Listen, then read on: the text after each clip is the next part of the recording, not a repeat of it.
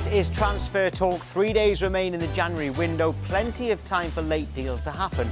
Will the window spring into life?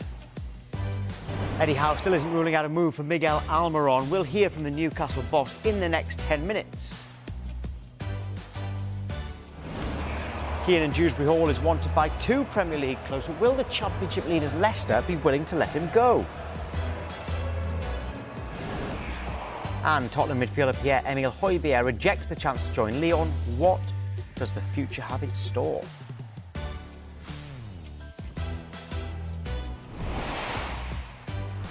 Good afternoon to everyone at home and to European football expert Kevin Hatchard, who joins us with Ellen Ellard, Nabeed Haroun and Dave Reed. Let's start with Arsenal amid reports that their manager Mikel Arteta, well, his future. Let's go live to the club's training ground and speak to our reporter Gary Cottrell. Good afternoon to you as well, Gary. No doubt you'll have plenty of questions for Arteta on his future today. Well, they say bad news comes in threes, don't they? Bad news for Liverpool fans, Jurgen Klopp announcing that he's leaving in the summer. Bad news for Barcelona fans, Xavi saying that he's leaving Barcelona in the summer. And then last night, out of the blue, reports from Spain suggesting bad news for Arsenal fans in that Mikel Arteta was planning to leave in the summer. Well, bad news doesn't come in threes, because my understanding is that everybody here at the training ground, everybody at the stadium, everybody at the club, even Arteta himself, completely shocked and stunned by that news that did the rounds last night. Not because it's leaked out, but because it simply isn't true. It's simply 100% false. Arteta hasn't considered his future. He hasn't discussed with anyone else considering his future. He isn't considering his future. He's 100% committed, I understand, to staying at the club well beyond the summer. Look, he's been here for 4 years. He's done a good job so far. The board are happy with him. He's happy with the board. Of course, there's still plenty more to achieve. A young squad, an ambitious squad, a young manager, an ambitious manager. He's already said on several occasions that he wants to win the big trophies with Arsenal. Still in contention, of course, to win the Premier League this season. Already, we understand, thinking about the summer transfer targets, thinking about pre-season planning. He gets on really well with both the Cronkies. Josh, obviously, who's in day-to-day charge here, but also Stan Kroenke and Edu, the sporting director, and also Tim Lewis, the executive vice chairman, who are the ones who he mainly deals with. They speak to each other on a regular basis, but nothing's been mentioned, I understand, about him considering his future. Of course, his contract runs out not this summer, but next summer. Potentially, there'll be discussions about extending that in the summer, but certainly no plans for him to leave. Everyone accepts that he's got a close relationship with Barcelona. He loves Barcelona. He was there between the ages of 16 and 21, but no plans at this stage or in the immediate future to leave Arsenal, the project he's got here, to go to Barcelona, even though, as we say, Xavi is leaving the club. Right, so that's Arteta's future, but what about transfers in the last few days? Any room for the club to do business? Mikel Arteta said a couple of weeks ago that there was a chance that this would be a transfer window where Arsenal did no business at all. Of course, there's talk about needing reinforcements in defence. There's been talk about needing goals up top, an out-and-out goal scorer. With a few days to go, it doesn't look like either of those things are going to happen. There's nothing bubbling under imminently here at Arsenal. But of course, if the right deal was to land in their lap, it was too good to refuse, they could afford to do it, or it was some kind of loan or incredible deal, it might happen. Obviously, due diligence is being done by the people in charge here, by Edu, by Josh Kroenke, just in case there is a deal out there, could be done. But my understanding is that there's nothing imminent, and it may well be a very, very, very quiet January for Arsenal.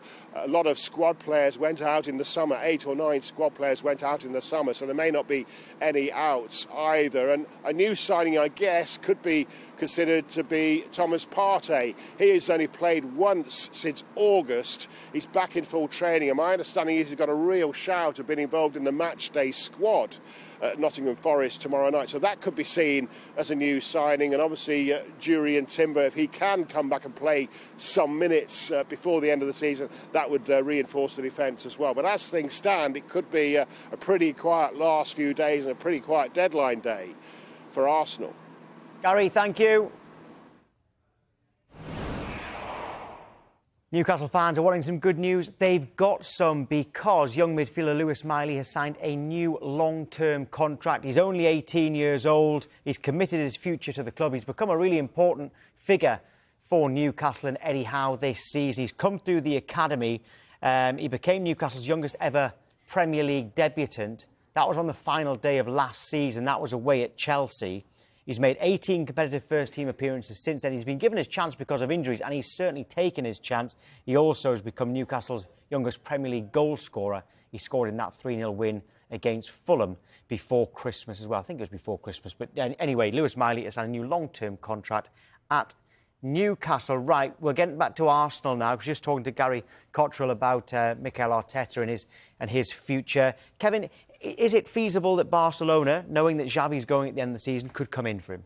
Yeah, it's certainly feasible. He's certainly somebody I think they would target. I think what you've got to remember is where this report last night came from, and it came from Sport, which is the biggest sports paper in Catalonia.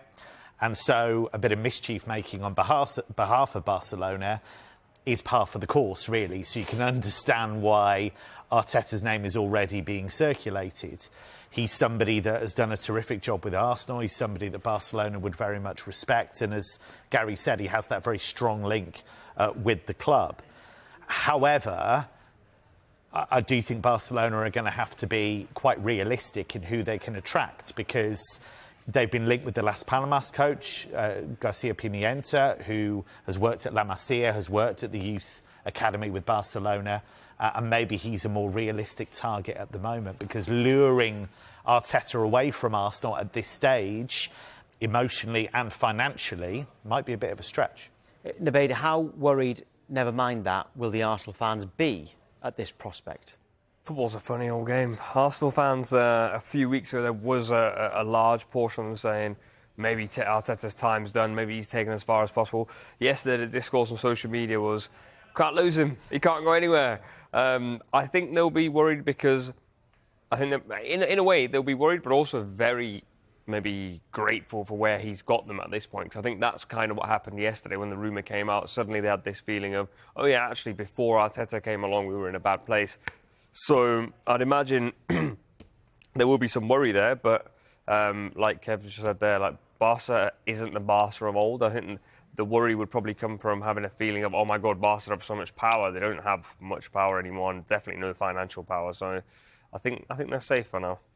OK, safe for now, says Nabeed. We don't know what will happen with Barcelona, but we do know that Jurgen Klopp is stepping down at the end of the season from Liverpool. I'm going to ask you all this, all right? Who do you think is the best fit to take over from him? We'll start at the far end, Dave. I didn't think you'd come to me first. OK, so they need someone who has been proven to create and elevate players to a higher level on a small budget.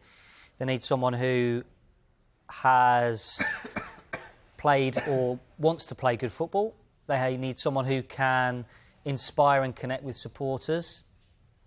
And they need someone who preferably has won some trophies. Now, 3 of those boxes are probably already ticked, and there's one man for it, Xabi Alonso, so that would be the obvious pick.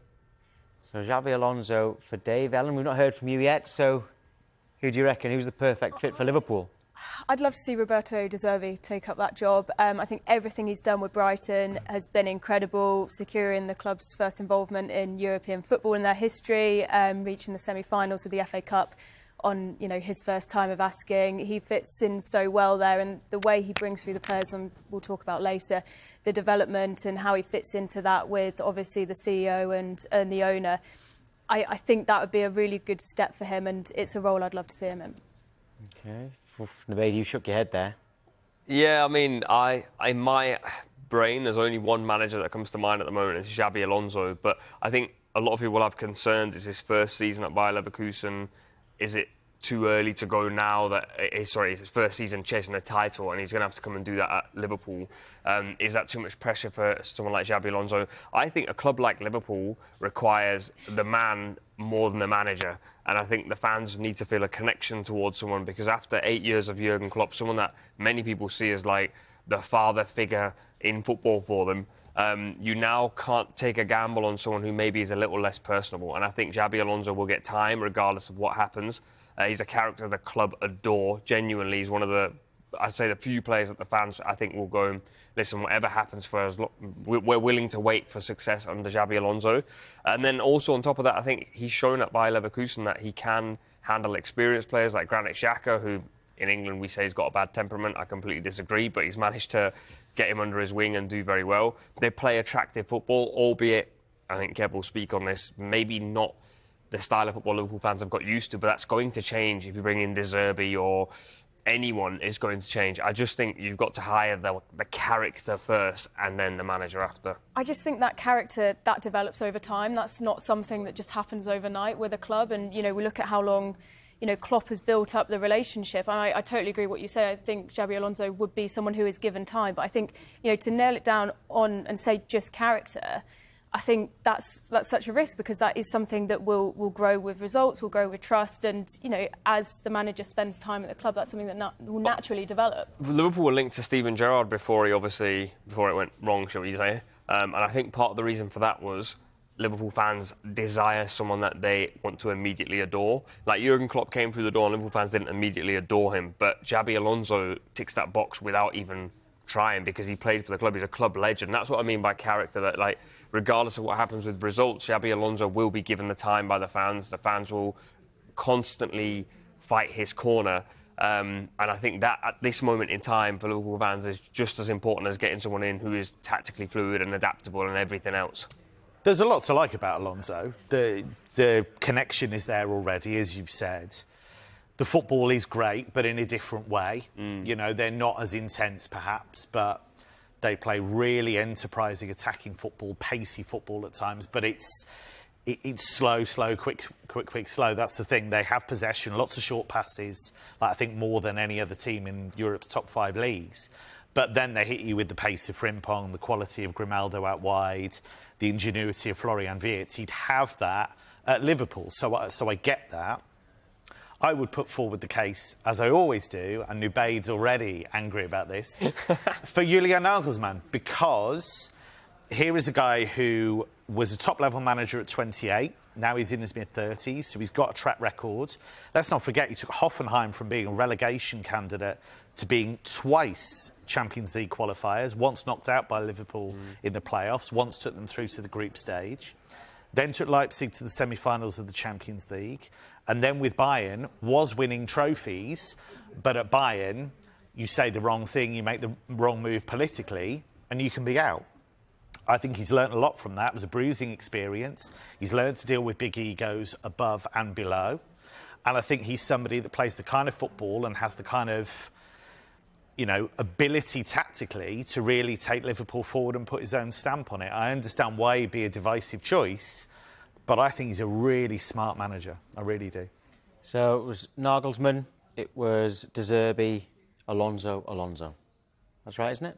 OK. Bit of a mix there. Right now, there's been plenty of reports about arrivals and exits from St James's Park this January, but not so much activity as of yet. Eddie Howe has explained why there might not be any new signings this month. Probably what we won't do is bring a player in without losing one the other way. I think that would be impossible. But I think all other options could still happen. There's a report this morning that the club have made an approach to Aston Villa. I don't know if it's recent or if it's historical, for midfielder Jacob Ramsey. Anything you could tell us on that? That's incorrect. OK. And also Matt Targett, is there a potential that he could potentially go out on loan? Again, another report that Celtic had made an inquiry. Incorrect. Matt's not doing well injured. today. We hope Miggy will be with us. Jamal, I'm not so sure about. Again, I said after the game, it's not a serious injury, but I think it might be enough to keep him out of this game. But we'll wait and see. Callum's 100% committed, just like Kieran is. So that's why I'm surprised by the noise with Callum, really. I don't really understand it. Right, OK, so we talked about a few players there, but it looks like the closest one to leaving would be Miguel Almiron. Kevin, out to Saudi Arabia. Are you surprised that it's not a European club that's in for him? A little bit. I think there'd be interest, but I think it's about coming up with the numbers to make it happen. And there are lots and lots of clubs around Europe that just don't have the finance to make that kind of deal happen, especially in January. So I think there's a market for him, but I think there's an awareness that they can't necessarily compete with the finance that might be on offer from Saudi, because there's a reason, if he does go, there's a reason why Newcastle are letting him go, and it's to balance the books. And so that's Miguel Almiron, who could well be going this month. Now, Bruno Guimaraes won't be going this month. It's looking very unlikely, but he is very heavily linked with Paris Saint-Germain, but in the summer. Can you see that one happening? I can, because Paris is super keen on making it happen. Whether he'd be interested in going back to Liga, having played there with Lyon, we'll see. But Paris certainly very interested in adding him to their midfield. That's an area they feel they need to make some changes in. They've got Warren Zaire-Emery, who's excellent. I think Vitinha is getting better all the time. But the balance isn't quite right, and I think they'd like to make a statement signing in that area. So I think that's one to watch, because Paris, I don't think, will give up on that until they get an absolute firm no. Is Bruno their most important player for Newcastle, Dave? Of all of the players who are worth a lot of money, like Botman, Isak, all of these top players, is Bruno the one that they would be the least happy about letting go? Yeah, I mean, he's probably been the most transformative of all the signings under the new ownership, probably. He's taken... You know, when he signed, we were saying that they've got a Champions League player, and this was a club that was struggling at the bottom end of the Premier League. So I think we were very excited to see him in a Newcastle shirt, and even he has kind of exceeded those expectations from my point of view anyway. He has been absolutely fantastic for Newcastle, and he would be, if you had a list of players that Newcastle were willing to let go, he'd be right down the bottom. OK. All right, well, there is some good news from Newcastle, of course, as you can see on the bottom of your screen. Lewis Miley signing a new long-term deal at the club. Now, on the way, Aston Villa are pushing hard to sign Morgan Rogers. It's understood their third bid is yet to be formally rejected, but it still does not match Middlesbrough's valuation. Talks are progressing, and Villa are hopeful of concluding a deal this week. We're going to be live to their training ground shortly.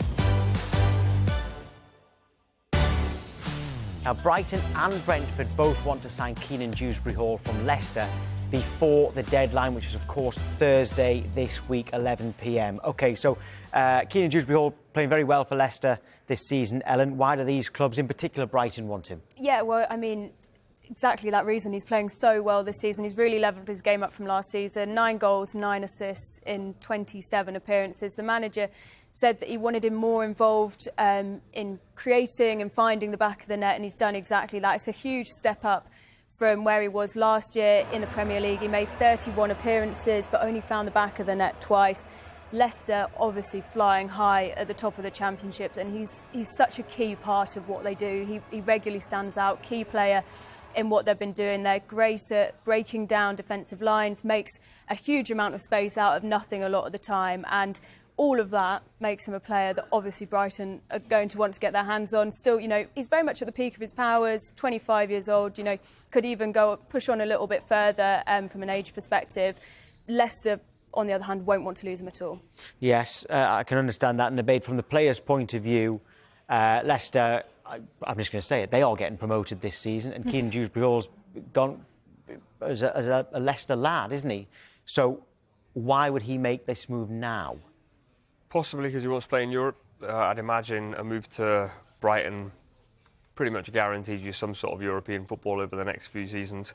They're on an upwards trajectory. Obviously, Leicester still have financial problems, so even if Leicester come up, will they spend enough to stay up? You guys watch the Champ a bit more than me. Like, is this Leicester side good enough to stay up next season? You don't know the level that the Premier League will consistently improve at. So it's very difficult for anyone to say to him, you'll come up and you'll be fine, because Leicester will be fine. And also, form-wise, it's difficult for players to always stay in form. He's in the form of his life, and if he's ever going to get a move, it's probably now. And then he might be able to sort of stabilise his form. But at the moment, he's having to perform out of his skin in the Championship for Leicester, because that's what they need. And so I think as a player, you've got to go, and now might be the best time for me to go. I'm on form, get a big move to Brighton, and then you never know what could happen. I think the security there, you know, with... OK, we've got some breaking news. It comes from the Championship, and Darren Moore has been sacked by Huddersfield Town. We're told the decision was taken after the game against QPR yesterday. Remember that Huddersfield took the lead, but QPR scored a stoppage time equaliser, and it meant that Moore's record at Huddersfield is 3 wins, 11 draws and 9 defeats in his time. They're 21st in the table, so just outside the relegation zone. It's a 3-point gap between them and QPR. If they'd held on for that win yesterday, it would have been 6 points. We might not be talking about this. And the club end by saying everyone at the club thanks Darren for his efforts and wishes him the very best for the future. So Darren Moore has been sacked by Huddersfield Town today. Right, I rudely interrupted you there, Ellen. Well, Huddersfield rudely interrupted you, That's actually. all right. I will let you carry on with what you're going to say. No, I absolutely agree. I think, you know, obviously been at Leicester for such a long time. Leicester lad, promotion, like you say, looking very, very likely this season.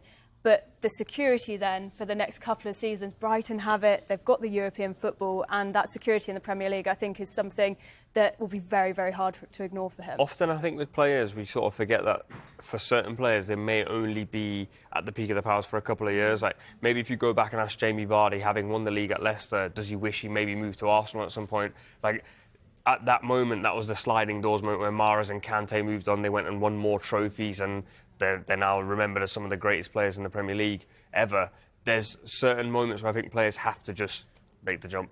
And just one more on this one. We know that Brentford are very good at developing talent, but Brighton in particular, Ellen, as well. They're well up there, aren't they? I think sometimes goes under the radar, but everything they've done over the past couple of years, what Tony Bloom, the owner, and Paul Barber, the CEO, have done has been incredible. We take a look at some of the numbers and some of the names. Obviously, Moises Caicedo, it's just incredible. The profit that they got from him was absolutely enormous. Off to Chelsea. Robert Sanchez came in as a youth product, off to Chelsea. And then Ben White came, another player they developed through the youth ranks, to Arsenal. Dan Burn, Yus Bissouma, Marc Cucurella, Leandro Trossard, and Alexis McAllister. These are huge names who Brighton have done so well to spot and develop, and that's something that is continuing as well. We've got obviously Valentin Barco, who they've spotted the young Argentine talent who could, you know, in a couple of years' time feature on that list for players that they've sold on for an incredible amount of profit. And they just have such a good eye for talent and developing talent as well, which, you know, might be something that even though Kiernan Dewsbury Hall, like, even though he's 25, that ability to develop players and then, I don't want to sell him before he's already signed, but, you know, look at a bigger move and be pushed that way. I think Brighton is a great place to be at the minute. I think what often happens as well, if you look at the continent as well, once you get a reputation for bringing in young talent and developing it, and I know Dewsbury Hall's a bit of a late starter, but once you get that, it really helps. Because it's really helped Borussia Dortmund bring in some of the best young talent in the last few years. It's really helped RB Leipzig. Obviously, they can bring in whoever Salzburg have got, you know, developing. But they've gone beyond as well to bring guys in. So I think once you get that reputation as being a very well-run club where young players or youngish players can thrive, that makes all the difference. And just to give the other side, you know, Leicester are no pushovers in the transfer market. We've seen throughout the years Harry Maguire, Riyad Mahrez. When other clubs come in for their players, they will only go if the price is right, and Leicester won't sell for anything less than what they deem is the player's value. So it's going to be difficult to get him out of Leicester City, particularly when there's such few days left of the window. Yeah, OK, well, there is news of potential incoming at Leicester. They're edging close to a deal to sign midfielder Stefano Sensi. But Sky Sports News has been told the Championship leaders could yet pull out if the finances don't stack up for them. Negotiations between Leicester and Inter Milan over a loan move for Sensi continue. Inter are insisting on a clause which would mean that Leicester have to buy the player if they are promoted to the Premier League. Right, meanwhile, Armando Broja has been linked with a move away from Chelsea. It's understood Chelsea want £50 million. Where could he go, Nabeed? I think there's quite a few suitors in the Premier League. Wolves have been recently linked. Of course, they probably don't have the finances, and 50 million is quite a lot of money for a player who hasn't played a lot of Premier League football in the last few seasons. But if you want to sign Broja, you're hoping to sign Southampton's Broja, the one that we saw when he was playing week in, week out. Villa currently have Ollie Watkins as their only option. But again, it also depends. I imagine Broja wants to go somewhere where he can play week in, week out. In my mind, I was looking at Spurs because they've got Richarlison, who's often played off the left-hand side at times. And I think Broja would probably suit Spurs' style of play. But at £50 million, there's only a very small handful of clubs in the Premier League that could potentially afford that fee. Well, Pierre-Emile Hojbjerg, we said that this one will go down to the wire, and it's looking that way. Sky Germany's Florian Plettenberg said last night that he's rejected the chance to sign Lyon, or that Hojbjerg has. Why Lyon, Kevin? Why do they want him? Well, I think they're still trying to bring in some experienced players to make sure they don't go down for a start, because it's been a dreadful season for them. They've made a couple of coaching changes already. Nemanja Matic has gone in there, so they're clearly bringing in veterans who they think can make a big change to the dynamic there, because it's a team that didn't expect to be in a relegation battle. I think Hojbjerg is a really interesting one. We've said before, haven't we? He's had this big transformation. When he came through at Bayern, he was very much seen as this kind of technical ball player, and he's become this kind of midfield warrior. So I think that appeals to some clubs who need a good, solid personality in their squad.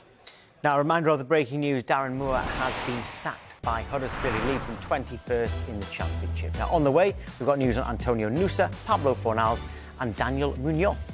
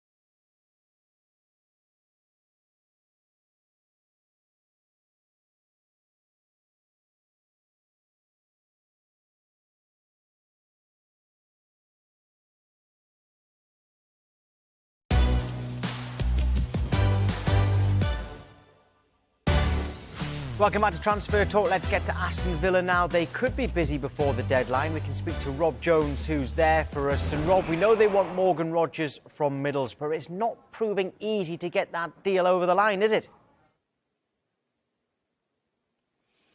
No, and I think Middlesbrough can maybe afford to be a little bit stubborn and play hardball with Morgan Rogers. He's only 6 months into a 4-year contract, have only arrived at the club on a permanent deal last summer. They will be chasing the playoffs in the Championship for a second successive season, only 3 points off the pace. Coventry in 6th place at the moment.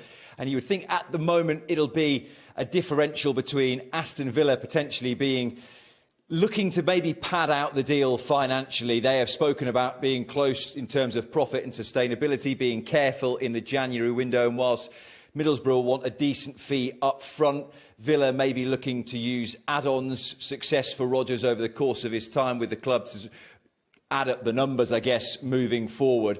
So Unai Emery has spoken a little bit in the January transfer window about the fact that they can't really bring in players unless they let some go. We saw Leander Dendoncker move to the Serie A champions Napoli last week. He has said that both Callum Chambers and Bertrand Traore, who's currently away with his country at the Africa Cup of Nations, are available to leave the club over the course of this month. So not to expect too much, but Morgan Rogers seems to be the one that Villa are pushing forward with. There have been reports from The Athletic today suggesting that Jacob Ramsey is wanted by Newcastle, but is that a player they can afford to lose? Well, I think the short and simple answer would be no, that Jacob Ramsey would be a huge part of Aston Villa's plans moving forward. Made 38 appearances in all competitions last season. He's been limited to just 6 starts this time around because of a recurring metatarsal injury that he first picked up playing for the England under-21s in the European Championships last summer. Came back again for a second time this season. Then he's also missed the last couple of games for Villa with a hamstring problem, the 0-0 draw against Everton and the cup draw as well against Chelsea, the same scoreline last Friday night. The good news from a Villa perspective, he was back in training this morning. A short time ago, we watched Jacob Ramsey back out there with his teammates.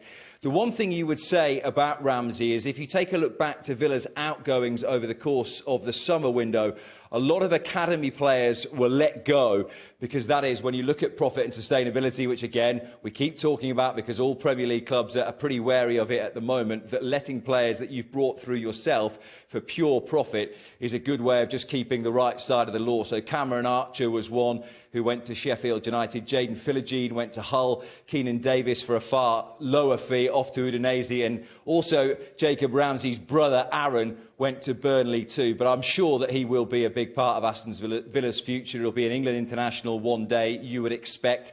He scored the opening goal in Villa's 3-0 victory over Newcastle last season, who they welcome to Villa Park tomorrow. Looking to maybe just recover a little bit from a sticky run of form by their own very high standards. Just one win in their last 4 Premier League games. They'll be looking to right that tomorrow, and it looks as though Jacob Ramsey could well be back in the squad for it.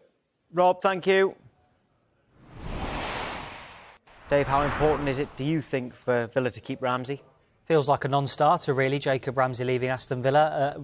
As Rob quite rightly points out, he struggled a little bit with injury this season, made a comeback and then suffered a reoccurrence of the injury and is currently coming back from a hamstring problem. But what he gives this Aston Villa side is something different. He's able to pick the ball up from deep and drive forward into the final third. We've seen him contribute with goals and assists already, and he's only going to get better. He is going to be an England international, no doubt about it.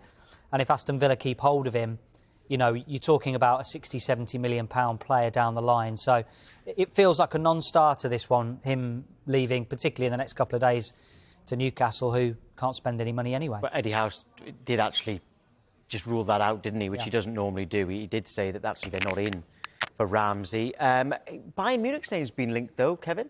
Yeah, really interesting, this, actually. Again, that would be for summer. But there are a couple of outgoings, potentially big names in the summer. Certainly, Leon Goretzka looks as though his days at Bayern might be numbered. He is the kind of guy, like Dave was saying, who drives forward, gets you goals in the final third.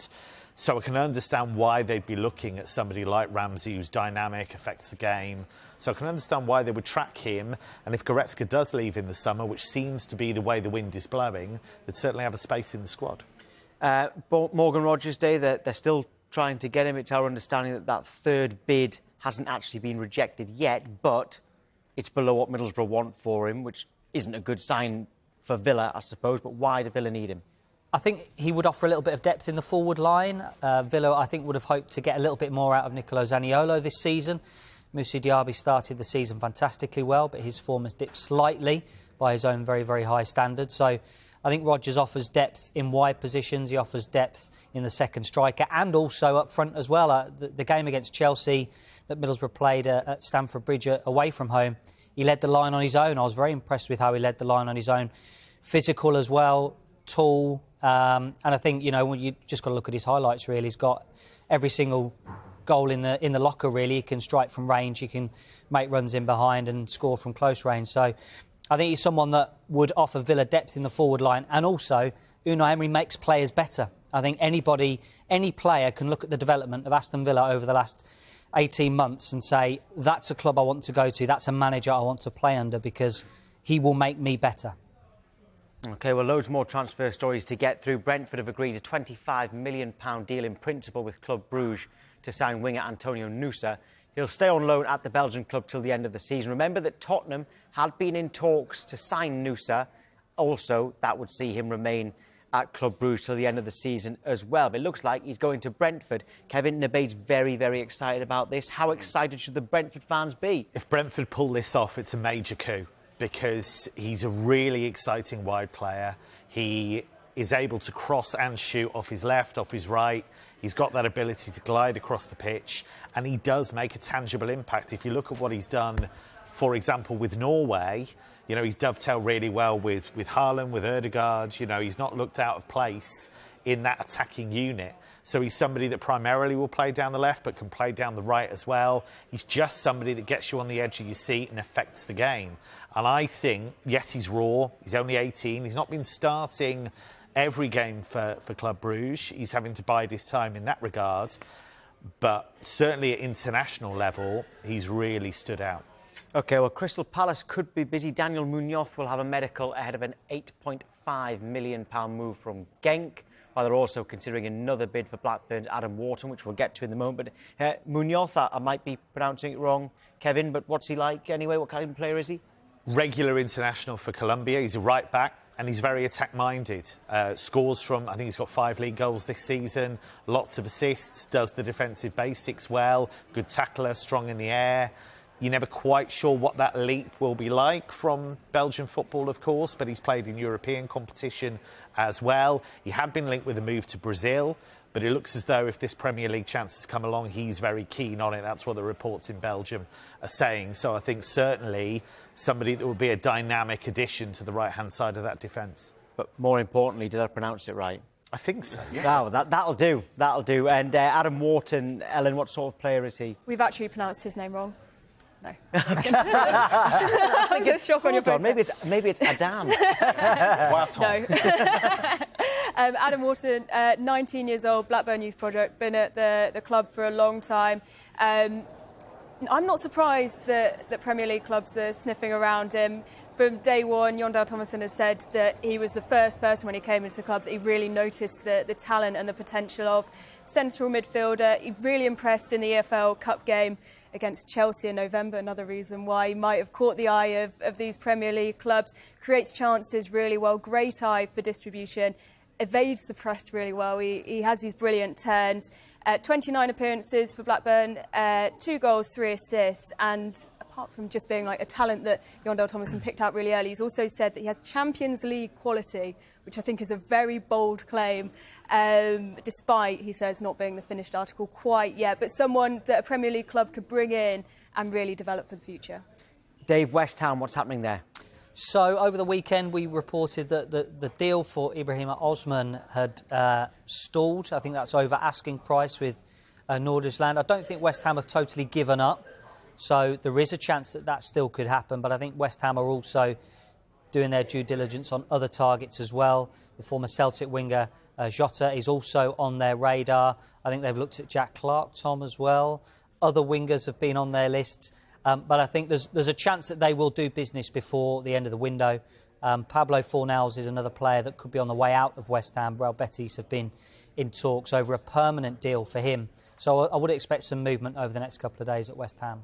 Well, Sky in Italy are reporting also that Lazio are interested in Sunderland winger Jack Clark, but the Championship side do not want to sell him this month. Ellen, how important is he to Sunderland? Hugely important. 13 goals in 29 appearances. Sunderland are just outside the playoff places, level on points with Coventry, having played a game more, but just 3 points separate 11th and 6th. It's so tight in the teams below, just below the playoffs. So he's a hugely important part of Sunderland's team. Sunderland and the fans, of course, will be desperate to keep hold of him. 2.5 years left on his contract.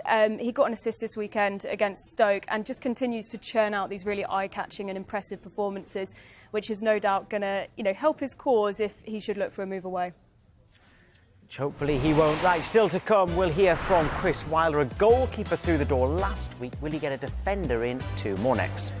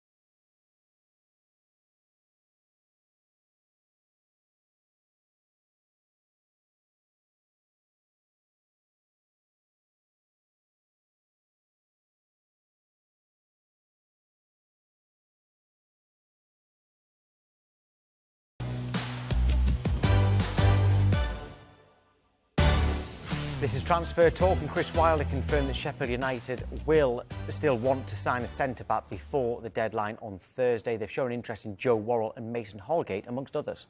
It is vital that we have someone that has played in the division or has played in a level that is equivalent to the Premier League.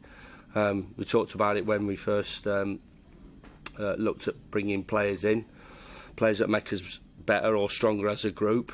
and we feel we've done that with Ivor and most certainly with Ben. We weren't going to make wholesale changes, but we wanted to bring quality in. There's still games going on, and incredibly important ones going on. Game on Saturday, obviously, and then a game Tuesday, and still we are as well working frantically to improve our group, and hopefully we'll do that before the window shuts. Right, Ellen, so what else do they need to do, Sheffield United? I think shoring up that defence is top of the list. They needed goals. They've got Ben Brereton Diaz in now. Obviously doesn't. I think it was interesting hearing the manager speak there, because he says want players who have Premier League experience, but arguably the players that they've signed don't have that Premier League experience, but still look like they could be good prospects. Things obviously aren't clicking at the back defensively. So 51 conceded in 21 appearances for Wes Foderingham, 1 clean sheet. I spoke to him just before Christmas, and he said that when it comes to clean sheets, it's more than just being on his shoulders. It's a team effort. So shoring up that back line is definitely important. Joe Worrell would bring in a whole lot of experience, a lot of leadership as well. 27-year-old centre-back, integral part of the team that came up with Nottingham Forest under Steve Cooper, club captain, but only 7 Premier League appearances this season, been left out of the squad for the best part of the month earlier on in the season, returned on Boxing Day, but fits the profile that Chris Wilder would want as a player. Obviously signed Croatian keeper Ivo Grbic from Atletico, made no appearances for Atletico, but looks like he could be a good option. He was in the Croatian World Cup squad for the last World Cup, so then obviously that puts Wes Foderingham in an interesting position. And we heard Chris Wilder speak earlier and say that Foderingham is looking now and hoping for a loan move. Where he'll end up, I'm not entirely sure. He's very rooted in Sheffield. He's been there for so long. His family are there. So potentially see him moving to a Championship club, but that's where he'd probably look, in Yorkshire or Lancashire. But things just haven't clicked for Wes this season. 5 errors leading to goals this season, 6 in total in the club. And with the precarious position that they're in, you need that back line, that defence to be super strong, and it's just not there. And I think he's trying to patch that up. It's no surprise to me that it's taken this long into the window for Sheffield United to sort of be called into action and start doing business. When Wilder came in just ahead of that Liverpool game, was 2 weeks before Christmas, then had this mental period where they played, obviously, Liverpool, they played Chelsea, they played Manchester City, they played Aston Villa. Obviously got a decent result against Aston Villa, but, they've been under so much pressure, and the manager has come in and had to sort of try and scramble things around. So he's had now, particularly with that half-winter break that they've had in the Premier League, he's had time to shuffle around, have a look with his players, and I think they'll take the West Ham result as a good result. Obviously wouldn't want to have conceded the 2 goals, but it's showing improvement. Is it going to be enough to steer them away from the drop? I think I'm unsure at this point. Right, let's use Kevin's European football knowledge and tell us about the possibility of Giovanni Reina going to Forest and how good a move that would be for player and club. He feels like a player that needs a fresh start. He was important midway through the season for Dortmund last term because he scored some really important late goals for them in games that really kick-started their title push. If it wasn't for some of those goals, they wouldn't have got anywhere near winning the league last season. But he is the odd man out. You look at all of the options they've got in that forward line. Guys like Jamie Bino-Gittins have come through. Jadon Sancho's obviously just gone there. Daniel Marlon scoring goals again now. Adeyemi. So they've got lots of depth in those kind of wide forward areas. So there isn't really a place for him. I think Dortmund would be keen for him to get game time somewhere else with a view to selling him. He's kind of stalled a bit. He came through as a 17-year-old, scored a brilliant goal against Werder Bremen in the Cup, and we thought, wow, who's this? And he did play well, but then he had some injuries, and that's what's really set him back. So I think there's definitely a great player in there, but he needs a fresh start. And what about Peter Galaxy to Forest as well? So it seems like Forest are looking to beef up that goalkeeping department. Peter Galaxy, somebody who was Leipzig's first choice for a long, long time. Then he got a very serious knee injury last season. It's taken him a year to come back. But the feeling in Germany is that he would prefer to stay and compete with Janis Blasvik. And Blasvik's not played very well, actually, for Leipzig. He conceded 5 at the weekend in a defeat to Stuttgart. So there's a feeling that Gulacsi, actually, by the end of the season, could be their number 1 again. And very quickly, Palace fans will be wondering about Mateta's link to Leverkusen. So I can't understand why this story's come up, because Leverkusen already have Patrick Schick. Yes, Victor Boniface is injured, but he'll be back in April. And they're signing Borja Iglesias from Real Betis. So they're sorted for a centre-forward position. And Mateta, to be honest, was very hit and miss for Mainz in the Bundesliga. So be very surprised if Leverkusen's interest was solid. 10 seconds. Bowie to Bayern Munich. How good a deal is that for them? I think it is a good deal. I think they looked at the Kieran Trippier deal, felt it wasn't for them numbers-wise. Bowie is a better long-term option. OK, right. OK, Kevin, Ellen, Nabeed and Dave, thank you very much indeed. There is much more to come on Sky Sports News throughout the day, including the transfer show twice at 5 p.m. and at 7 p.m. as well.